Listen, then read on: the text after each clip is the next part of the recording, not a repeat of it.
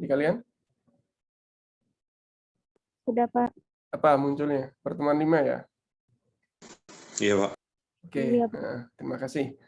Jadi pada hari ini saya akan menyampaikan materi pertemuan 5, yaitu tentang pemodelan sistem penunjang keputusan dengan menggunakan metode AHP ya. Jadi AHP atau nanti di AHP itu singkatan ya sebenarnya ya. Jadi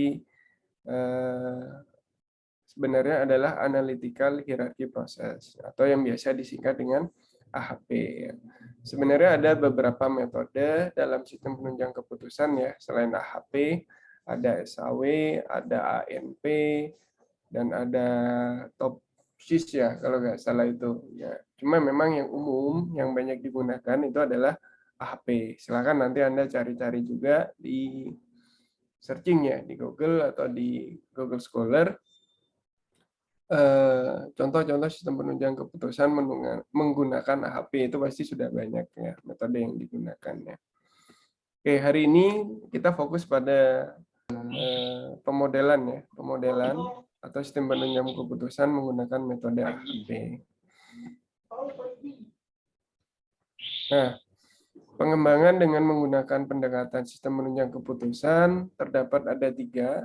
Yang pertama adalah analisa sistem. Ya, di sini pendekatan yang umum, ya, representation, operation, memory aids, kontrol, mekanisme, memilih komponen. Untuk representasi biasanya kita menggambarkan kepada si pengguna ya, sistem mengembangkan kepada si pengguna, bisa dalam bentuk gambar, grafik, bahkan angka. Dari grafik itu nanti baru si user menganalisa atau menafsirkan ya. Yang kedua adalah operasi analisis dan manipulasi. Bisa perkalian, pengurangan, pangkat, nanti itu adalah operasi.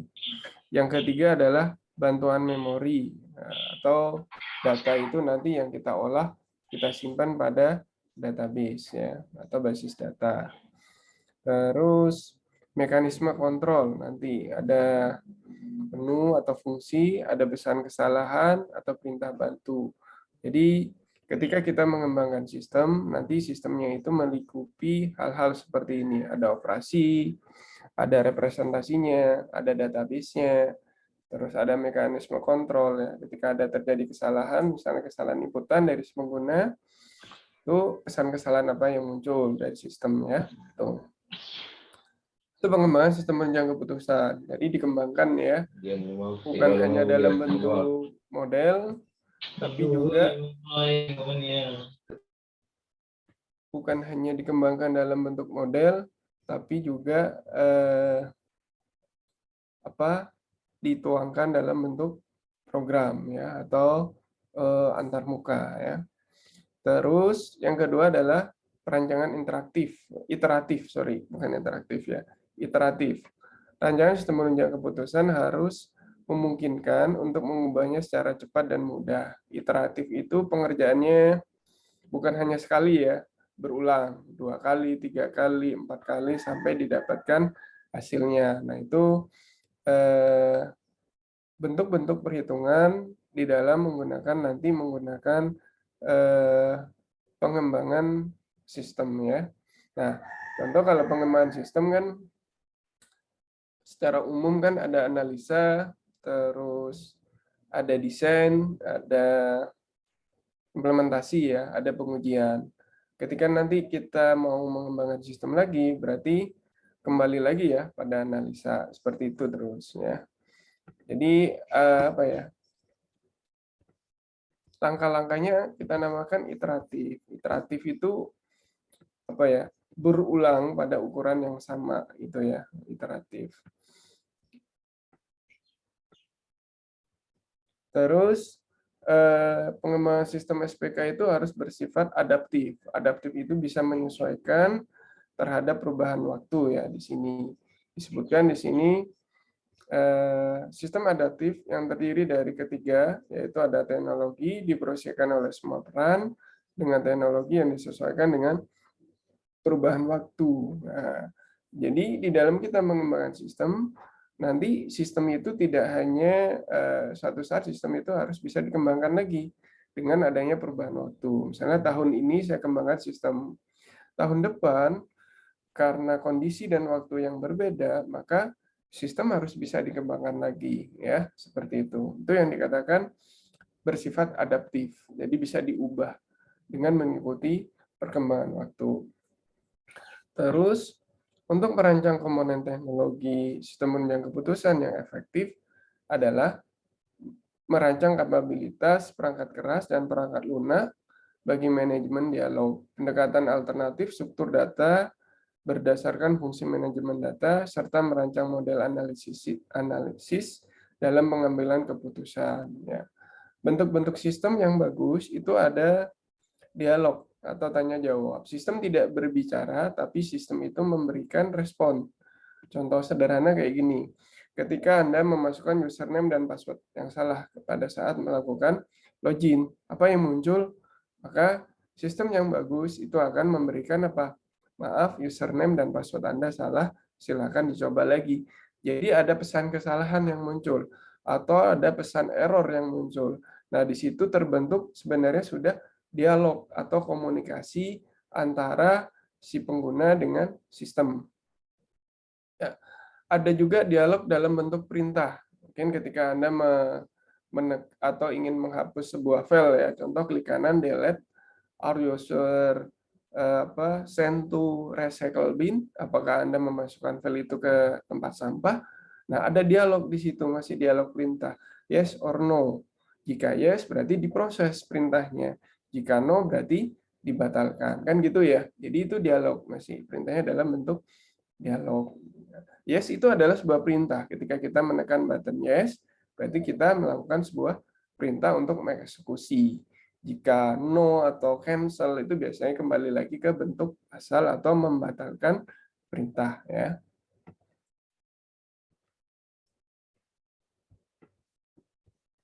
Ada juga dalam bentuk dialog menu ya. Jadi kalau Anda perhatikan ketika membuka sebuah aplikasi kan ada menu datar, ada menu pull down ya. Ketika kita klik kanan, saya seperti ini klik kanan. Nah, ada menu pull down yang muncul seperti ini. Seperti ini dialog menu. Atau ketika saya ke atas seperti ini muncul kan. Nah, ketika Anda menggunakan aplikasi PowerPoint atau Microsoft Word ya, itu ketika diarahkan kursornya ke atas itu ada menu seperti file, terus edit ya, terus preview. Nah, itu adalah bentuk-bentuk juga dialog menu. Dialog form masukan atau keluaran. Jadi, ketika kita menginput data, itu biasanya disediakan formulir kan ya. Nama, tanggal lahir. Nah, itu adalah form masukan ya. Kita sebut dengan formulir masukan. Kita menginput data melalui formulir dan disimpan di database kan ya. Nah, itu. Yang kelima, dialog masukan dalam konteks keluaran. Nah, jadi bentuk-bentuk dialog yang hampir sama yang saya jelaskan tadi. Jadi biasanya sistem itu menampilkan kepada kita membentuk opsi-opsi, apakah iya, apakah tidak, apakah batal. Nah, itu adalah masih dalam bentuk dialog ya. Software-software pendukung dalam manajemen dialog di sini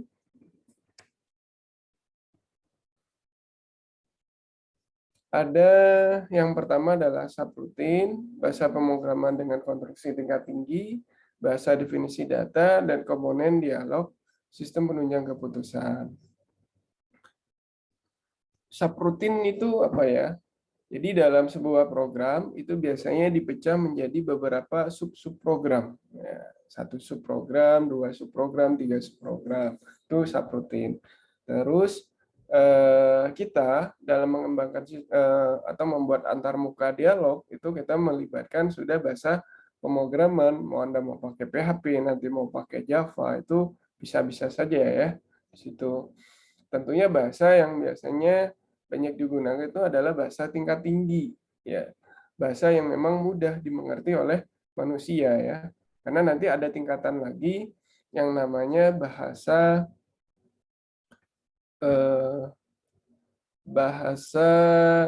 tingkat rendah ya, atau bahasa mesin kita sebutnya ya.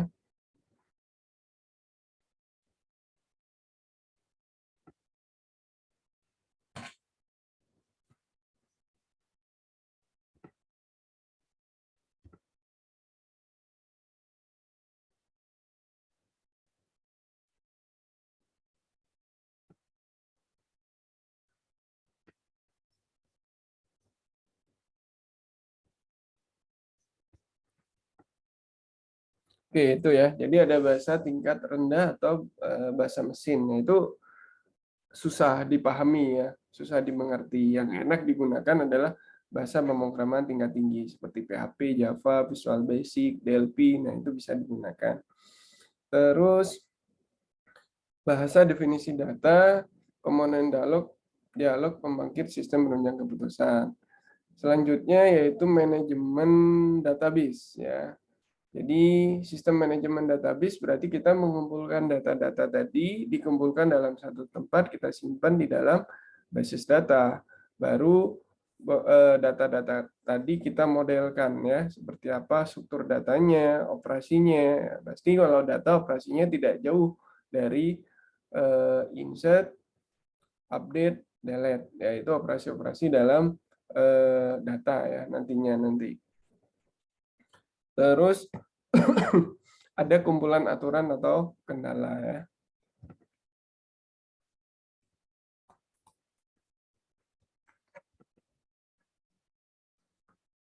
Pendekatan ekstraksi data ya merupakan teknik untuk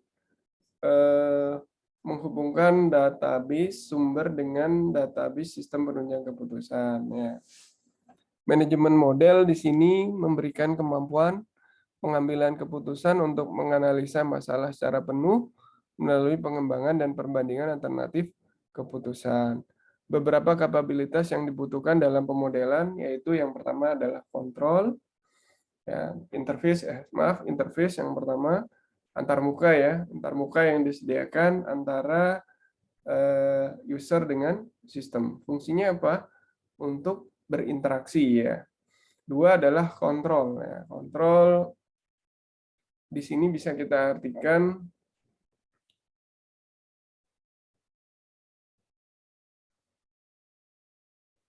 ya seperti memasukkan data, mengimpor data, mengubah. Nah, itu di situ ada kontrol lah ya. Yang ketiga adalah fleksibilitas ya. Model itu bersifat fleksibel ya. Mudah digunakan atau bersifat user friendly.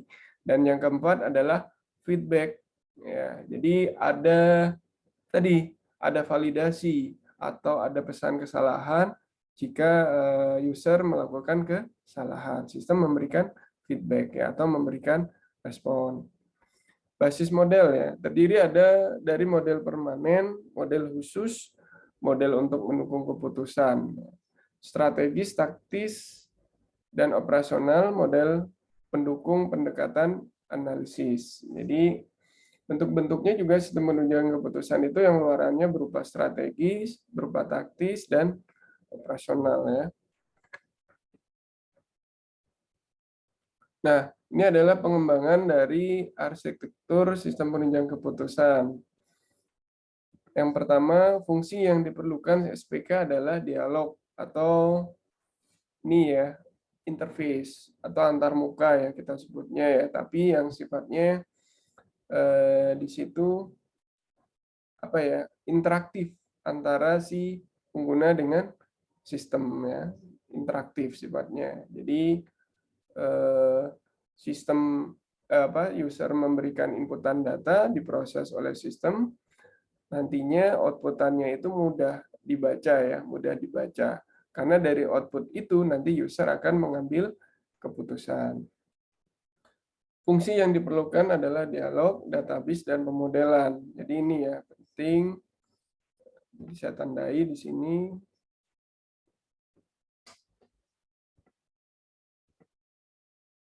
Dialog, database, dan pemodelan. Dialog tadi ya, sedangkan database kan kita mengumpulkan data di satu tempat. Jadi database itu terdiri atas kumpulan-kumpulan data yang saling berhubungan atau saling berkaitan ya, disimpan pada satu tempat. Terus pemodelan nanti ada dalam beberapa bentuk, bisa dalam bentuk langkah-langkah atau algoritma, bisa juga model dalam bentuk fisik ya. Cuma kalau dalam sistem penunjang keputusan yang umum itu pemodelannya dalam bentuk algoritma atau dalam bentuk langkah-langkah atau dalam bentuk metode ya nanti. Terus integrasi komponen SPK secara efektif adalah penting ditinjau dari segi penggunaan, biaya, performan, kemampuan, beradaptasi, dan keandalannya. Nah, yang kedua adalah arsitektur jaringan. Ya. Di dalam pengembangan sistem penunjang keputusan, pendekatan integrasi yang paling adaptif. Tujuan utamanya memungkinkan komponen dialog, pemodelan yang berbeda untuk membagi data, dan memudahkannya penambahan komponen baru.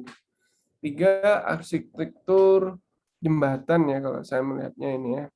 Untuk mengurangi jumlah interface yang dibutuhkan oleh jaringan, sistem penunjang keputusan tetapi tetap mempertahankan kemampuan mengintegrasikan komponen baru. Jadi mengintegrasikan ya. Jadi antara sistem satu dengan yang sistem lain itu bisa dijalankan nanti.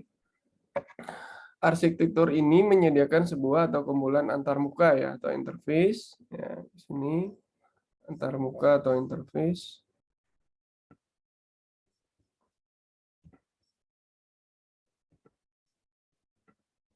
Interface atau antarmuka standar untuk mengintegrasikan komponen lokal atau komponen terbagi ya.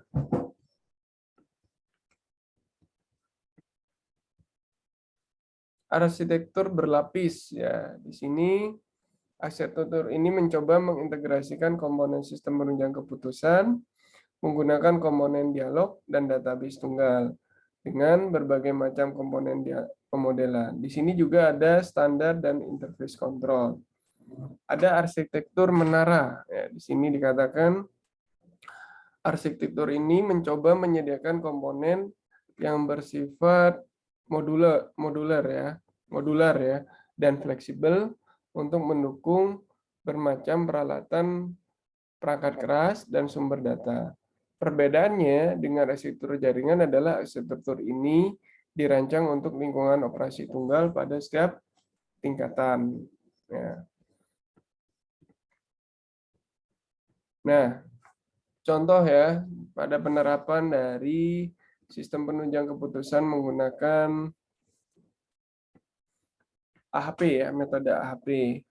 Contoh di sini diketahui pengembangan industri nanoskaleng mempertimbangkan berbagai aspek, ada produksi, pemasaran, ekonomi, sosial, dan lingkungan di mana industri tersebut akan dikembangkan. Pengembangan industri nanoskaleng yang termasuk dalam industri kecil menengah atau nanti yang kita singkat dengan IKM bergantung pula pada arah, strategi, dan kebijakan pemerintah pusat dan daerah terhadap pengembangan IKM tersebut. Nah, jadi contoh kasusnya di sini ya ada industri kecil menengah yang ingin mengembangkan industri nanas kaleng ya. Ya kalau saya nangkapnya di sini bahan dasarnya dari nanas, terus dikemas, disajikan dalam bentuk kaleng ya sudah. Berikut gambaran input dan output dari pengembangan industri kecil menengah ya. Inputannya adalah nanti karakteristik dari komoditas atau produk, terus karakteristik pasar, pilihan teknologi, karakteristik proses, bahan baku, karakteristik tenaga kerja, pemodalan, karakteristik sosial ekonomi masyarakat setempat, pola kebijakan nasional dan provinsi atau wilayah. Nah, itu adalah akan menjadi data. Ya, data awal yang kita miliki ya. Misalnya karakteristik komoditas, karakteristik dari nanas itu seperti apa? Ya, itu. Kedua, karakteristik pasar. Pasar itu pasar tertujunya itu pasar seperti apa? Karena macam-macam ya, ada pasar itu. Ada khusus memang pasar campur ya antara pasar sembako dengan baju. Terkadang ada yang seperti itu. Tapi ada juga yang memang khusus pasar hewan, jadi tidak dicampur ya. Pilihan teknologi. Jadi teknologi, misalnya ketika kita mau membangun atau mau membuat aplikasi, mau yang seperti apa? Berbasis web atau berbasis mobile, apa bedanya? Ketika kita mengembangkan aplikasi berbasis web, hanya bisa dibuka oleh browser ya. Tetapi ketika kita mengembangkan menggunakan desktop, itu berbasis aplikasi mobile, itu lebih mudah untuk diakses oleh si user melalui smartphone-nya. Oke, itu terus ini diproses ya. Nah, ini ada sistem bakar ya. Kemarin kan kita belajar ya, ada sistem bakar dan ada sistem menunjang keputusan ya. Sistem bakar diproses oleh sistem bakar, nanti outputnya adalah program pengembangan produk, spesifikasi produk, teknologi yang digunakan, terus tipe steering, ya, tipe strategi, tipe konsumen, kualifikasi tenaga kerja, rentabilitas, kebiasaan dan kebiasaan masyarakat, arah strategi pedoman kebijakan pemerintah. Jadi dari data itu berproses oleh sistem bakar dijadikan data kembali.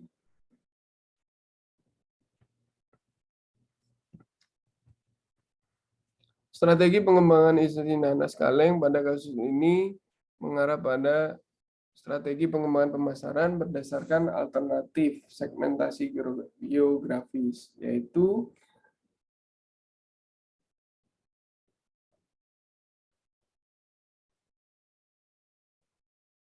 oke, saya lanjutkan ya. Terus alternatifnya ya. Nah, ini adalah alternatif. Ingat kemarin ketika kita menggunakan metode AHP, kita ada model atau struktur hierarki yang kita gunakan. Yang pertama adalah struktur hierarkinya. Yang pertama adalah goal, ya, tujuan kita mengembangkan model itu. Yang kedua adalah setelah goal itu kriteria, ya, kriteria yang kita gunakan dalam memilih alternatif. Terus ada alternatif. Alternatif itu pilihan yang bisa digunakan oleh si pengguna. Jadi strukturnya jelas ya, ada goal, ada kriteria, dan ada alternatif. Analisis strategi pengembangan industri nanas kaleng dengan 3 alternatif, ya, ini namanya alternatifnya. Dapat dilakukan dengan analytical hierarchy proses. Untuk memudahkan perhitungan digunakan software.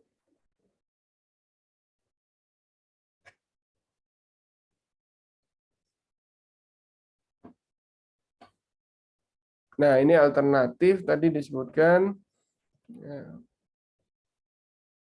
3 alternatif pilihan pasar tersebut dilakukan dengan AHP. Untuk memudahkan perhitungan digunakan software Criterion Decision Plus. Saya belum pernah sih kalau di AHP saya biasanya menggunakan Expert Choice ya. Kalau di sini menggunakan Criterion Decision Plus. Silakan kalau mau dicoba. Nah, ini tadi ya. Ada goal, ini yang paling kiri goal. Ya, terus di sebelah kanannya itu adalah kriteria. Yang kedua adalah kriteria. Ya, jika kita lihat ada berapa kriteria yang digunakan tadi? 1, 2, 3, 4, 5, 6, 7, 8, 9. Dari 9 kriteria dari kasus tadi ada 3 alternatif. Jadi tolong jangan diubah-ubah ya, namanya struktur hierarki itu urutannya jelas. Goal, kriteria, alternatif.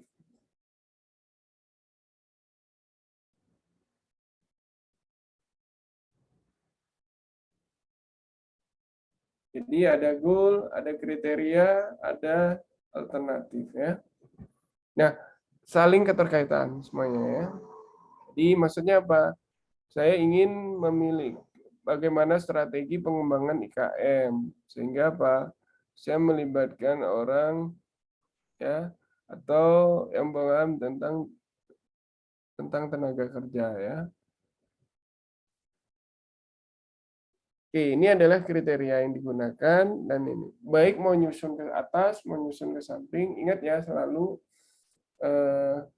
apa? Yang pertama tentukan goal-nya, 2, tentukan kriteria. 4, ada apa? Ada kriteria ya yang digunakan di sini, ada alternatif. Nah, nanti ketika Anda menangani sebuah kasus atau permasalahan, yang harus dibuat terlebih dahulu model seperti ini, model hierarki ya. Tentukan tujuannya, tentukan kriterianya, tentukan apa tadi? Alternatifnya ya. Nah, ini setelah diadakan perhitungan menggunakan metode AHP ya. Ternyata paling besar itu adalah persentase dari pasar ekspor.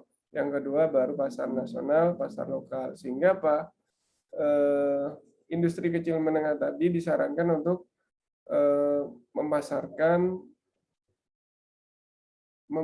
hasil penjualannya ya, ke ekspor ya, diekspor lah gitu ya, dipasarkan secara ekspor. Setelah itu baru di tingkat nasional, setelah itu baru di pasar lokal. Jadi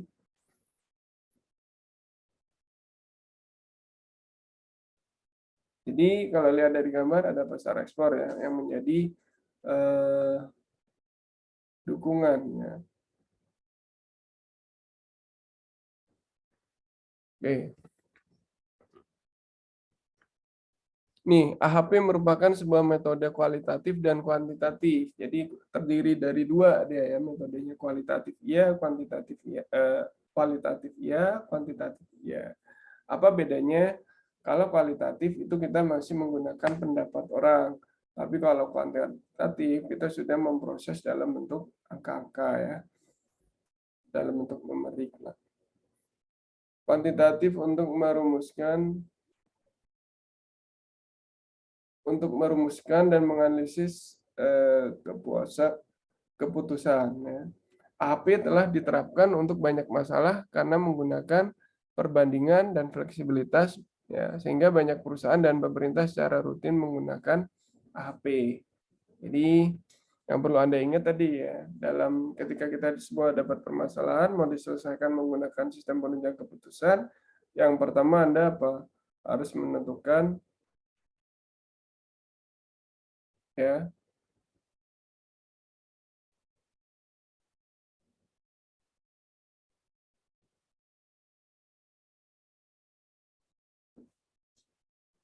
Oke, itu ya. Terus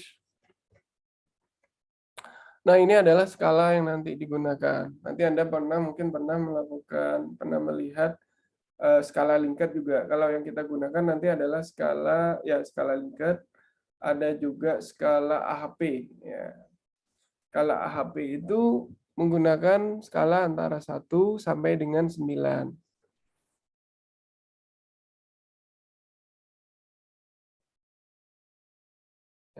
Menggunakan skala perbandingan ya, AHP 1 sampai 9.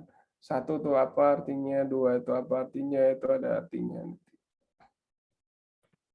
Skala AHP digunakan setelah proses perhitungan atas olahan masukan jawaban dari jumlah respon. Nilai yang dimasukkan merupakan hasil konversi perolehan nilai perhitungan matematis banyak nilai yang jumlah korban atau olahan kuesioner. Skala AHP ya. Jadi nanti kita pelajari skala AHP itu dia menggunakan skala ya 1 sampai 9. 1 misalnya artinya kedua elemen sama penting. 3 salah satu elemen sedikit lebih penting. 4 salah satu elemen itu sedikit udah ya, lebih ya, sangat. Nah, itu nanti ada tingkatannya ya. 9 itu artinya adalah sangat penting. 7 itu lebih penting. Ya, itu skala-skala pada AHP. Nah, langkah-langkah dalam penggunaan analytical hierarchy proses, yang pertama adalah penataan keputusan. Masalah tersebut dalam bentuk hierarki, ini mencakup penguraian masalah. Jadi, masalahnya itu kita buat ke dalam bentuk model apa? Hierarki ya. Jadi dari situ kita baru bisa tahu oh masalahnya apa, solusinya seperti apa nanti. Atau dibuat kayak tadi goal, terus kriteria, baru yang terakhir baru ada apa? Goal, kriteria, alternatif ya.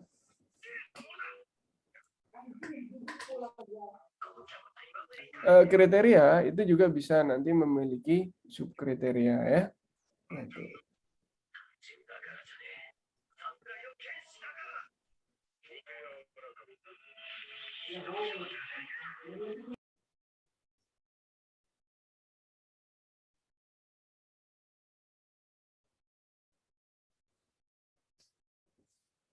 Nah ini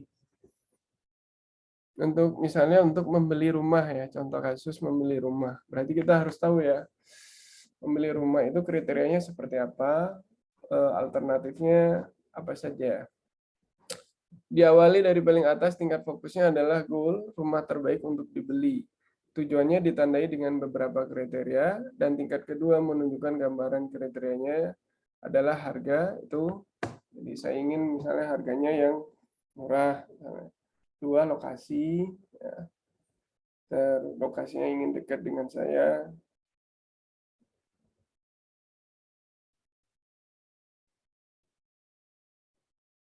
Jadi ini ya, jadi apa dari contoh kasusnya adalah rumah ya. Jadi kita coba untuk memilih rumah tadi kriterianya apa? Di sini disebutkan ada harga, ada lokasi, dan ada usia.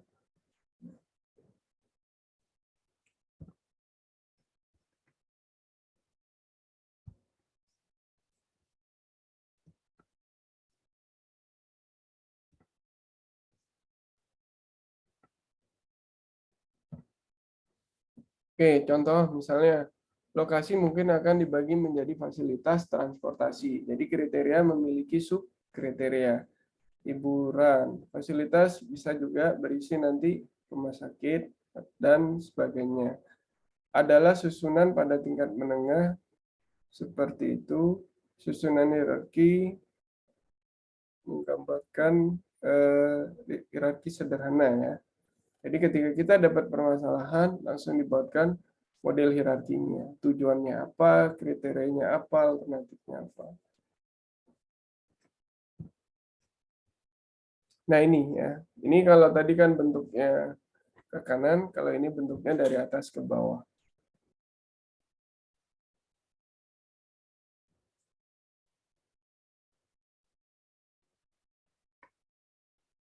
Oke ini ya, nah saya coba hapus dulu.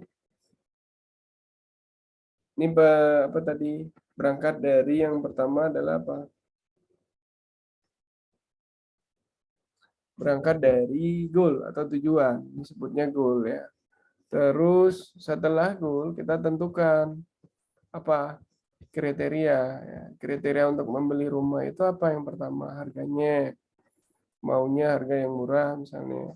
Dua, itu lokasinya, misalnya lokasinya murah. Terus usia, jadi harus dipertimbangkan. Jangan sampai terlalu muda, jangan sampai terlalu berusia ya. Alternatifnya ada tiga, misalnya H1, H2, dan H3 ya. Jadi kalau Anda lihat di sini dari apa? Dari judul dilingkan dengan kriteria, dan masing-masing kriteria mengelingkan garisnya ke opsi H1 ya.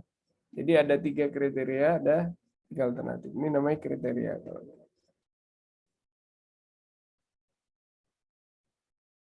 Dan ini itu adalah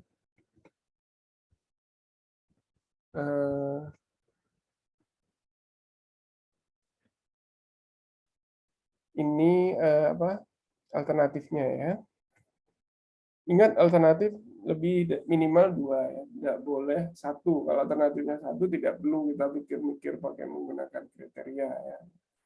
Begitu juga kriteria harus lebih dari 1. Kalau cuma 1 kriterianya kurang ya.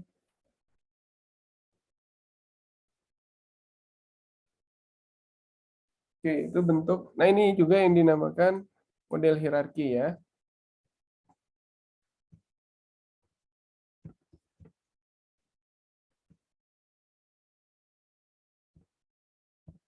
Yang kedua adalah membuat perbandingan berpasangan. Ya.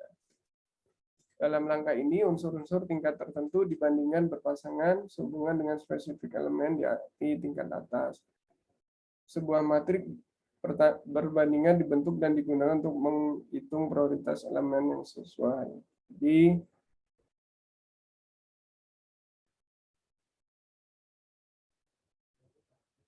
terus langkah kedua ya, buat perbandingan bersama berpasangan. Pertama, kriteria dibandingkan berpasangan dengan mengacu ke tujuan. Sebuah perbandingan matrik dinotasikan A akan dibentuk dengan menggunakan perbandingan.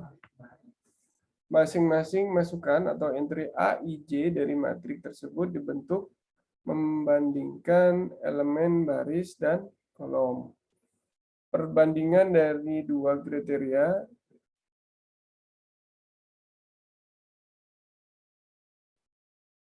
terus perbandingan dari dua kriteria CI dan CJ, katakanlah harga dengan lokasi ya, yang dibandingkan sehubungan dengan tujuan dibuat menggunakan pertanyaan dari jenis dua kriteria. Misalnya, lebih penting mana menurut Anda antara harga dengan lokasi ketika memilih rumah? Pasti jawaban masing-masing pengguna berbeda ya. Misalnya ketika dia secara ekonomi udah bagus, ya pasti milihnya lokasi ya. Lokasinya yang ingin dekat stasiun, dekat mall misalnya. Jadi dilakukan perbandingan seperti itu ya. Ditanyakan via yang umum biasanya menggunakan kuesioner. Ya.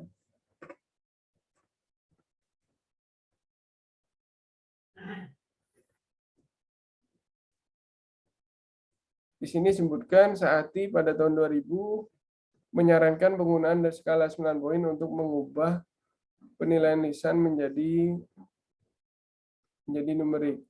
Numerik jumlah yang mewakili nilai-nilai A, matrik A, I, J. Matrik A menggambarkan perbandingan berpasangan timbal balik matrik. Bentar ya.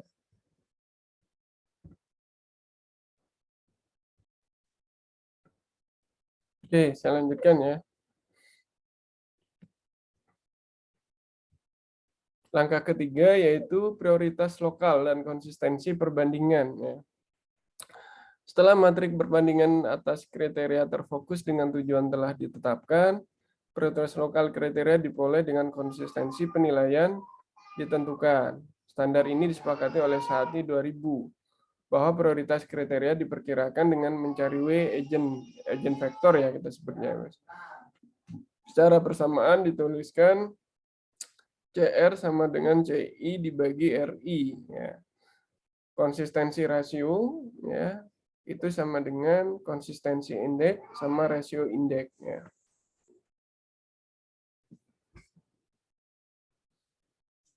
Oke, itu caranya ya. CR sama dengan CI dibagi RI ya. Ada juga nanti kita harus menghitung lambda. Lambda maksimum adalah nilai agent terbesar dari matrik A dan W vektor agent yang terkait hanya berisi masukan positif. Konsistensi matrik dapat ditentukan oleh ukuran yang disebut dengan konsistensi rasio. CR sama dengan CI dibagi RI. Ini langkah ketiga ya.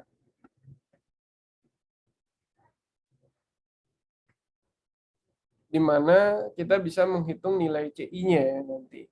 CI itu dapat dicari dengan lambda maksimum dikurangi N dibagi N-1. N ini adalah banyaknya kriteria ya yang kita gunakan. Misalnya kayak tadi contoh di atas itu menggunakan 3 kriteria, berarti N-nya sama dengan 3 ya. RI adalah indeks konsistensi dihasilkan secara acak matrik timbal balik dari skala 9 poin dengan resiprokal. Ya, ini disebutkan dalam Saati pada tahun 80, 2000 telah memberikan rata-rata konsistensi nilai RI secara acak oleh matrik yang dihasilkan. Nilai-nilai RI matrik berbeda ukuran, ditunjukkan berdasarkan jumlah elemen. Jika CR dari metrik lebih tinggi, itu berarti bahwa masukan penilaian tidak konsisten. Jadi, nilai CR tadi itu harus kurang dari 0,1 nanti hasilnya, ya. Jadi kalau kita hitung menggunakan rumus CR tadi, nilainya itu harus 0,1 ya. Nilai dari CR. Nah, ini adalah skala yang 1 sampai 9 ya tadi. Jadi karena ini sifatnya membandingkan, contoh misalnya nanti kita membandingkan dua elemen. Tadi lebih penting mana antara lokasi dengan harga ketika kita membeli rumah. Jika jawabannya adalah sama penting, berarti kita bisa menggunakan 1 ya di sini penilaiannya. Tapi misalnya ketika kita menjawab lokasi itu sedikit lebih penting daripada harga ya. Nah, itu kita jawabnya 3. Begitupun seterusnya nanti. Ya. 5 itu lebih penting. Kalau 3 kan sedikit ya. 5 itu lebih penting, 7 itu sangat penting, 9 itu adalah mutlak sangat penting. Jadi paling tinggi 9. Dan ada nilai di antaranya 2, 4, 6, 8 itu adalah 2 di antara 1 dengan 3. Terus 4 itu antara 3 dengan 5 dan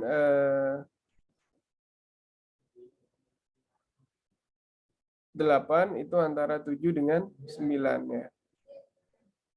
Jadi 2 itu nilai tengah antara 1 dan 3 ya. Berarti sama penting dan sedikit lebih penting. Gitu.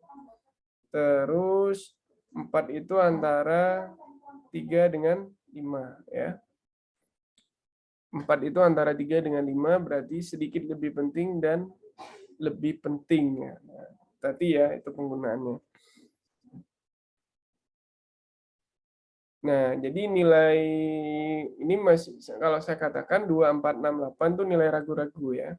Tapi keraguan-raguannya tetap ada nilai. Misalnya menyatakan sama dan sedikit atau sedikit dan lebih. Nah, itu katakan misalnya tadi ya, saya ditanya lebih penting mana antara lokasi dengan harga ketika kita membeli rumah. Nah, menurut saya misalnya saya ingin mengatakan sama sama penting dan sedikit lebih penting harga. Berarti saya bisa menggunakan angka 2 dalam penilaian karena 2 di antara sama dan sedikit ya. Nah, itu.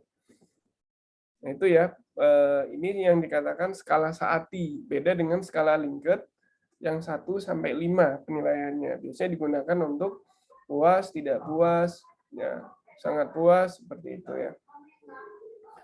Jadi itu ya. Jadi kalau skala Likert itu beda ya, karena lebih kepada tingkat kepentingan ya.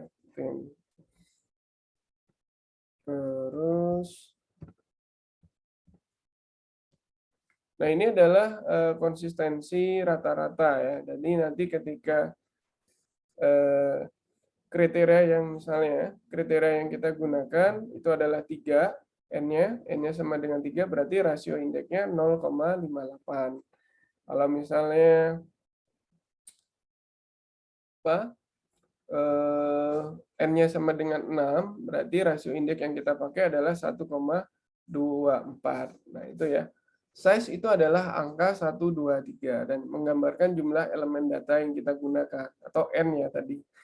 RI menyatakan besaran berpasangan hasil rata-rata indeks yang digunakan sebagai pembagi dalam mencari nilai konsistensi rasio atau CR. Ya. CR tadi kan rumusnya, nah ini ya, CI dibagi RI. RI itu didapat dari ini nanti nilainya. Misalnya diketahui N-nya sama dengan 3, berarti ya 0,58 pembaginya ya. Langkah keempat yaitu agregasi prioritas lokal. Setelah prioritas lokal dari elemen yang berbeda, level dari semua yang tersedia telah dilakukan seperti langkah sebelumnya, kemudian dikumpulkan untuk mendapatkan prioritas akhir dari alternatif.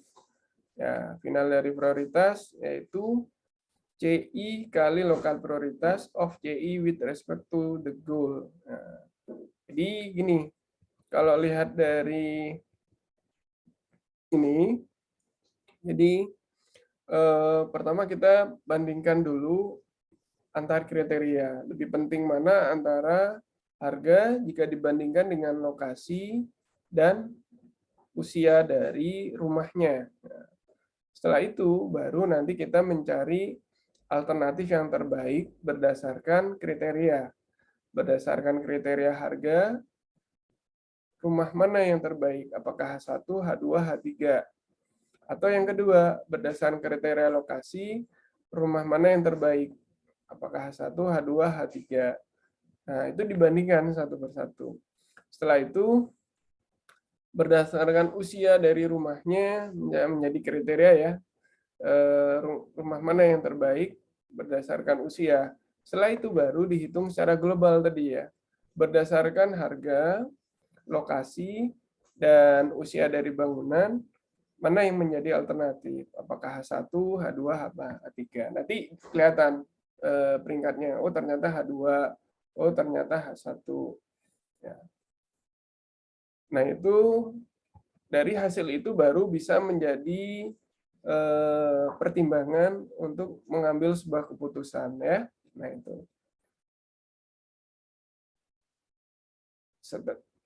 Dari hasil itu nanti bisa menjadi pertimbangan untuk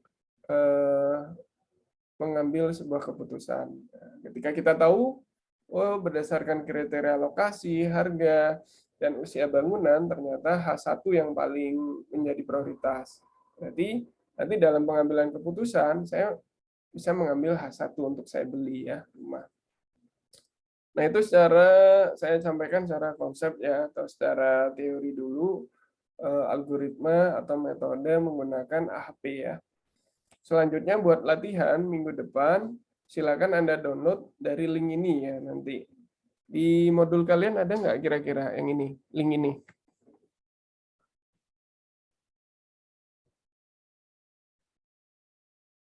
Tes, halo? Di modul kalian ada nggak yang ini? Link yang ini?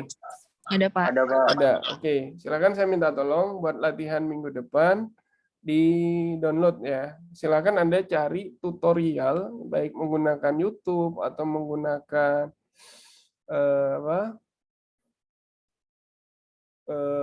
presentasi ya. Cari dengan menggunakan kata kunci apa ya? Tutorial analitika hierarki proses ya. Biasanya menggunakan YouTube tuh biar lebih jelas ya. Nah, silakan. Nanti case kita yang kita gunakan itu adalah ini ya. Artikel ini ya. Ini kalau saya download sebentar ya. Nah ini ya. Jadi judul artikelnya itu adalah Using the Analytical Hierarchy Process for Decision Making in Engineering Application Some Challenge. Jadi kita memilih software yang terbaik ya. Memilih software yang terbaik menggunakan metode AHP ya.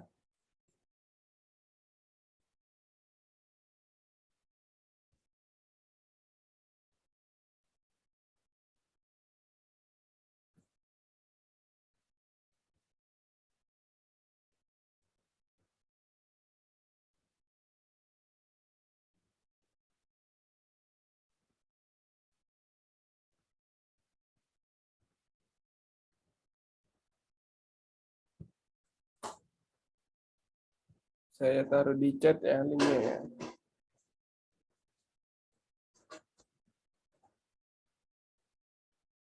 Kalau mengenai contoh tutorialnya silakan ya Anda cari sendiri di YouTube tutorial perhitungan menggunakan AHP.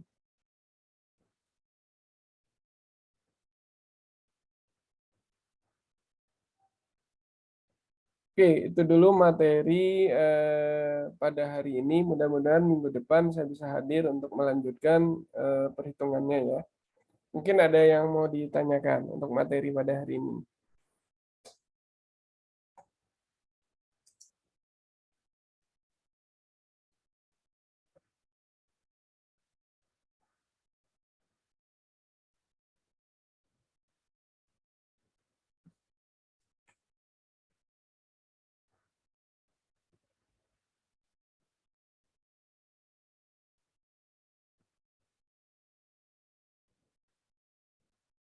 Kalau tugasnya ini aja sih, penugasan dari saya ganti membuat ini ya, mencari tutorial penggunaan HP saja ya. Tutorial penggunaan HP. Banyak sih ya, kalau saya cari di YouTube tuh pasti banyak yang muncul tutorial.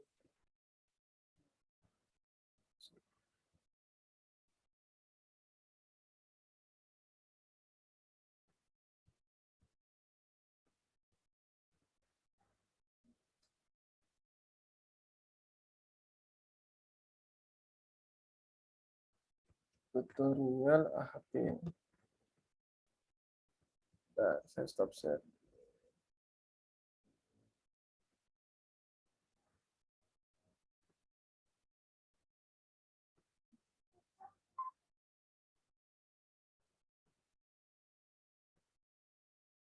Terus,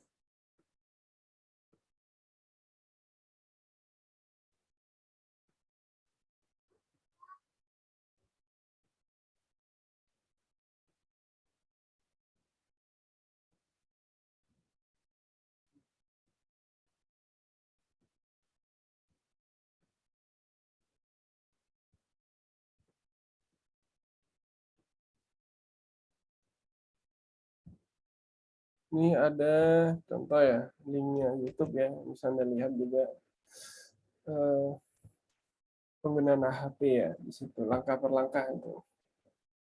Nah, nanti saya lihat kayak pernah saya juga bikin video ya tentang